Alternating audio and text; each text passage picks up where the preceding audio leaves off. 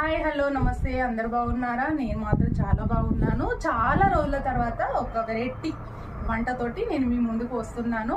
అదేంటి అంటే lemon fried rice. చాలా మంది మహిళలు నైట్ మిగిలిపోయిన అన్నాన్ని ఏం చేయాలని ఆలోచిస్తూ ఉంటారు.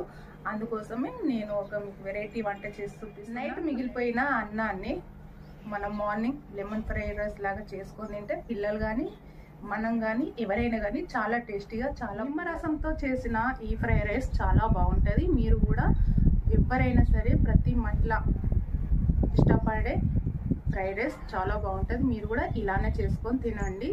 చిన్న పిల్లలు పెడితే మాత్రం వావ్ అంటారు. ప్రతిరోజు మమ్మీ ఇదే చేసి పెట్టు అని కూడా అంటారు. ఇంకోటి, నిమ్మ రసంతో చేసిన వంట కానీ జ్యూసులు కానీ ఏదైనా తిన్నా కానీ ఎవ్రీడే నిమ్మరసం జ్యూస్ కానీ వంట కానీ తింటే మన స్కిన్ కూడా చాలా బాగుంటుంది. మన ఫేస్లో ఉన్న గ్లో కూడా చాలా బాగుంటుంది. స్కిన్ చేంజ్ అయిపోతుంది. ఎవ్రీడే నిమ్మరసంతో జ్యూసులు కానీ వంటలు కానీ చేసుకొని తినండి. చాలా బాగుంటుంది. ఆరోగ్యం కూడా బాగుంటుంది. మన స్కిన్ గ్లో కూడా పెరుగుతుంది. లెమన్ ఫ్రైడ్ రైస్ చేసే విధానం: ముందుగా పప్పు, శనగపప్పు, మినపప్పు, నిమ్మకాయ, 2-3 పచ్చిమిర్చి, కొత్తిమీర, ఎల్లిపాయలు, కరివేపాకు, అల్లం పేస్ట్, ఎండుమిర్చి, ఉప్పు, పసుపు, ఆవాలు, మెంతులు. ముందుగా మనం నైట్ మిగిలిపోయిన అన్నాన్ని మంచిగా కలిపి పెట్టుకుందాం. తర్వాత గ్యాస్ వెలిగించుకొని బౌల్ పెట్టుకోవాలి స్టవ్ మీద. ఈ నిమ్మరసం తినడం వల్ల ఒంట్లోని కొవ్వును చాలా తేలికగా కరిగిస్తుంది. కావలసినంత ఆయిల్ వేసుకొని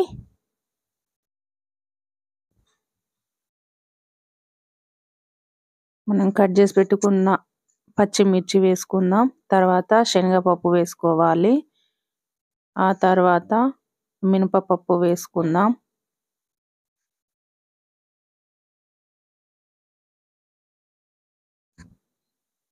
తర్వాత ఆవాలు వేసుకోవాలి. తర్వాత మెంతులు వేసుకోవాలి. ఫ్రెండ్స్, మెంతులు మంచిగా ఎర్రగా అయ్యే వరకు వేయించుకోవాలి, లేకపోతే లెమన్ ఫ్రైడ్ రైస్ చేదుగా ఉంటుంది. తర్వాత ఎల్లిపాయలు వేసుకోవాలి. తర్వాత కావాల్సినంత ఉప్పు వేసుకుందాం. స్లోలీ కలుపుకుందాం.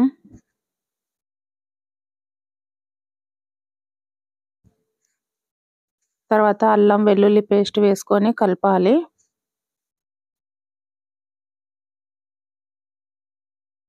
ఎండుమిర్చి వేసుకోవాలి. తర్వాత కరివేపాకు వేసుకుందాం. మంచి స్మెల్ వస్తుంది. కరివేపాకు ఉండడం వల్ల లెమన్ ఫ్రైడ్ రైస్ చాలా బాగుంటుంది. తర్వాత కొంచెం పసుపు వేసుకుందాం.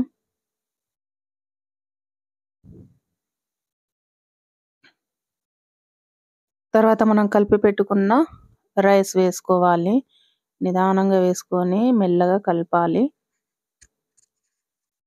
నిదానంగా కలుపుతూనే ఉండాలి. ఈ నిమ్మరసం తినడం వలన ఒబేసిటీ ఉన్నవారికి చాలా తొందరగా చెక్ పెడుతుంది. చూడండి ఎంత బాగా వచ్చింది, కలర్ఫుల్గా వచ్చింది లెమన్ ఫ్రైడ్ రైస్. చూడండి, అసలు రైసే తినొద్దు అంటే ఇంకా నైట్ మిగిలిపోయిన అన్నాన్ని ఫ్రైడ్ రైస్, లెమన్ రైస్గా చేసి చూపెడుతున్నారు. మరి రైస్ ఆరోగ్యానికి మంచిది కాదు అంటారు కదా మేడం?